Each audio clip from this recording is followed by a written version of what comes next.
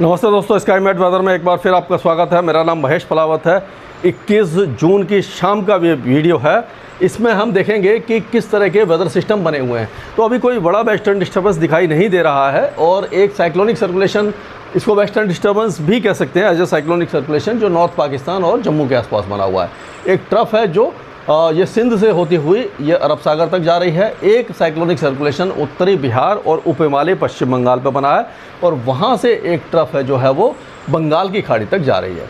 हवाएं अभी भी उत्तर पश्चिम दिशा से लगातार चल रही हैं और अगर देखा जाए तो इस समय जो मानसून है वो 20 तारीख तक की बात करें तो 41% की कमी मानसून में अभी भी बनी हुई है। तो ये आप कह सकते हो कि अभी तक का सबसे ज़्यादा वन ऑफ द ड्राइएस्ट जून इसको कहा जा सकता है।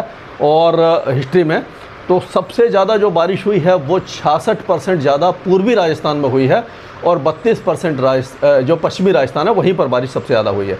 और जो बारिश की गतिविधियाँ हैं अगर देखा जाए तो रायलसीमा में भी 23% की जो बढ़ोतरी वो दिखाई दे रही है। तो केवल ये 3 मेट्रोलॉजिकल डिवीज़न है जहाँ पर बारिश अच्छी हुई है और बाकी जो हरा रंग दिखाई दे रहा है वहाँ पर नॉर्मल के आसपास है, यानी उप हिमालय पश्चिम बंगाल, ये पश्चिम बंगाल है, सिक्किम है और यहाँ कोस्टल आंध्र प्रदेश है, नॉर्थ इंटीरियर कर्नाटका हो गया, आपका पश्चिमी उत्तर प्रदेश है, दिल्ली, चंडीगढ़, हरियाणा ये है और ये पहाड़ी इलाके जो हैं जैसे कि जम्मू कश्मीर, लद्दाख और हिमाचल प्रदेश।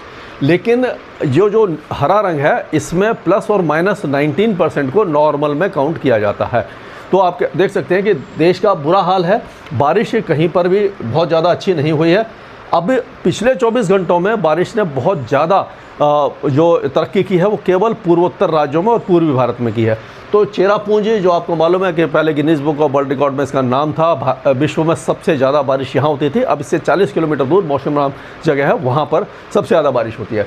332 मिलीमीटर की भारी बारिश हुई है। कूच बिहार और जलपाईगुड़ी में भी 222 और 143 मिलीमीटर की बारिश हुई है जो उत्तरी बंगाल में है।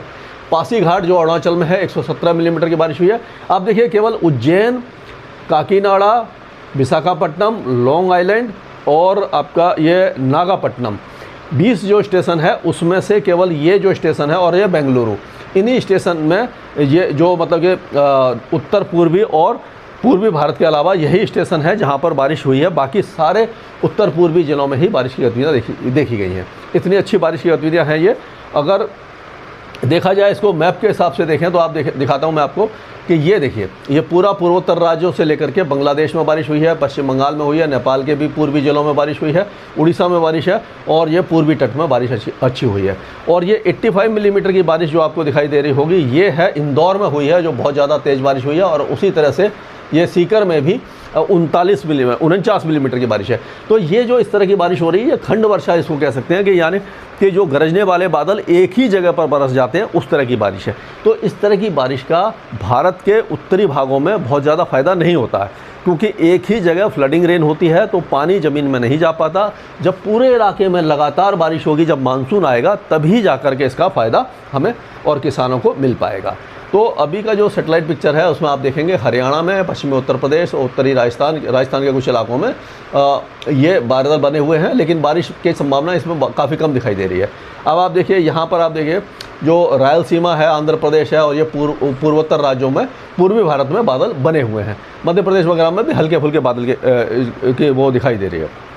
अब अगर आज की बारिश देखें 21 तारीख की, तो इसमें आप देखेंगे कि जो पहाड़ों पर एक बार फिर से बारिश की गतिविधियों में थोड़ी सी वृद्धि होने की संभावना दिखाई दे रही है। जम्मू कश्मीर, लद्दाख, गिलगित बाल्टिस्तान, मुजफ्फराबाद, हिमाचल प्रदेश, उत्तराखंड के केवल ऊंचे पहाड़ों पर बारिश होगी और वो भी हल्की बारिश है। हिमाचल और उत्तराखंड में हल्की है, जम्मू कश्मीर में ठीक ठाक बारिश है। अब राजस्थान के कुछ इलाकों में ये गरज चमक के साथ बौछारें पड़ सकती हैं। हरियाणा के कुछ इलाकों में भी, पंजाब के दक्षिणी इलाकों में भी कुछ हो सकता है। बहुत कम चांसेज है पंजाब के दक्षिणी इलाकों में, लेकिन हरियाणा के सिरसा, फतेहाबाद, हिसार ये जो इलाके हैं यहाँ पर बारिश की संभावना दिखाई दे रही है। और यहाँ पर गंगानगर, हनुमानगढ़, चूरू और बीकानेर ये सारे इलाकों में, और जयपुर, अजमेर ये जो इलाके हैं यहाँ पर हल्की फुल्की बारिश या धूल भरी आंधी चलने की संभावना नज़र आ रही है।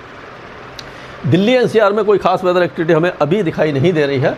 बादल वगैरह छा सकते हैं, पश्चिमी उत्तर प्रदेश में भी बादल छा सकते हैं, पूर्वी उत्तर प्रदेश में कुछ इलाकों में बादल रहेंगे, लेकिन ज़्यादातर मौसम साफ रहेगा। बिहार के उत्तर पूर्वी जिलों में बारिश रहेगी, लेकिन पूर्वोत्तर राज्यों में आप देखिए लगातार जो नमी वाली हवाएं आ रही हैं, उसके कारण पूरे पूर्वोत्तर राज्यों में सिक्किम से लेकर के उप हिमालय, पश्चिम बंगाल और पूर्वोत्तर राज्यों में भारी बारिश की संभावना हमें बनती दिखाई दे रही है। अब आप देखिए मध्य प्रदेश के कुछ इलाकों में खंड वर्षा है, गुजरात में भी बारिश हो रही है और लेकिन हल्की हो रही है, काफ़ी कम है। उड़ीसा और झारखंड के कुछ इलाके बारिश देख सकते हैं, छत्तीसगढ़ के दक्षिणी इलाके, आंध्र प्रदेश के कई इलाकों में बारिश है और महाराष्ट्र के जो मुंबई वगैरह है वहाँ पर अभी बारिश की संभावना बहुत कम है, लेकिन 2-3 दिन के अंदर वहाँ पर ऐसा लग रहा है कि मानसून की दस्तक हो सकती है। 24-25 तारीख के आसपास मानसून पहुँच सकता है और इस बार ऐसा लग रहा है कि पश्चिमी तट पर जो मानसून है वो ज़्यादा जल्दी पहुँचेगा। पूर्वी भारत में अभी भी मानसून अटका रहेगा, यानी पूर्वी उत्तर प्रदेश की तरफ जाने की संभावना अभी फ़िलहाल 2-4-5 दिनों में दिखाई बिल्कुल भी नहीं दे रही है। यहाँ पर अभी भी मानसून काफ़ी पीछे चल रहा है, तो आप मान सकते हैं कि दिल्ली एनसीआर में कब पहुँचेगा। अब केरल और तमिलनाडु के साथ साथ लक्षद्वीप में बारिश की गतिविधियाँ अच्छी रहेंगी। तेलंगाना में हल्की फुल्की बारिश रहेगी। अंडमान और निकोबार द्वीपों में बारिश की संभावना बनती दिखाई दे रही है। अब 22 तारीख को अगर आप देखेंगे तो देखिए पंजाब के कुछ इलाकों में बारिश शुरू हो जाएगी, जैसे कि आपका अमृतसर, गुरदासपुर, फिरोजपुर, अबोहर, फजलिका, तरन तारण, ये सारे इलाके बारिश देखेंगे। हरियाणा के भी कई इलाकों में खंड वर्षा होगी, लेकिन ये पंजाब और हरियाणा में जो बारिश होगी वो टुकड़ों में होगी, कहीं नहीं होगी। उसी तरह से दिल्ली एनसीआर में भी बहुत हल्की बारिश कभी हो सकती है, धूल भरी आंधी भी आ सकती है। राजस्थान के कई इलाके बारिश देखेंगे, खास करके उत्तरी राजस्थान। फिर से आप देखोगे कि ये जोधपुर और जो बीकानेर है और जैसलमेर के जो उत्तरी इलाके हैं, यहाँ पर भी कुछ धूल भरी आंधी की संभावना बनती दिखाई दे रही है। लेकिन मध्य प्रदेश, उत्तर प्रदेश, बिहार, झारखंड, ये ज़्यादातर इलाके सूखे रहेंगे। गंगे पश्चिम बंगाल में थोड़ी बारिश हो सकती है। उत्तरी बिहार और उप हिमालय पश्चिम बंगाल में भी बारिश है। दक्षिण भारत में लगातार बारिश रहेगी। अब अगर आप 23 तारीख की बात करें तो देखिए मुंबई और उसके आसपास के इलाकों में आप देखेंगे, मराठवाड़ा, ये सब इलाकों में बारिश की गतिविधियाँ धीरे धीरे आना शुरू हो जाएंगी। तो इस तरह का मौसम रहेगा।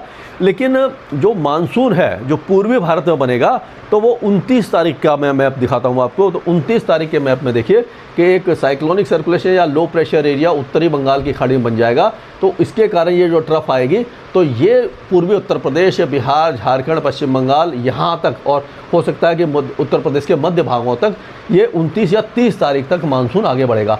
उस समय मुंबई में मानसून पहुँच चुका होगा और झमाझम बारिश दे रहा होगा। तो ये अपडेट है कि अगले 4-5 दिनों के दौरान मानसून की चाल काफ़ी ज़्यादा सुस्त रहेगी। पूर्वी भारत में आगे नहीं बढ़ पाएगा। उत्तर पश्चिम भारत लगभग सूखा रहेगा, कहीं कहीं पर खंड वर्षा होगी। दक्षिण भारत में झमाझम बारिश होगी और मुंबई में भी मानसून अभी 3 या 4 दिन के अंदर ही पहुंच पाएगा। धीरे धीरे बारिश की गतिविधियाँ शुरू होंगी, लेकिन जो मुंबई में एक तरह से प्रेशर कुकर जैसी हालत बनी हुई है, यानी कि उमस और गर्मी से बुरा हाल है, वहाँ कुछ राहत की संभावना 2 या 3 दिन के अंदर दिखाई दे जाएगी। स्काई मैट वेदर में अभी के लिए इतना ही।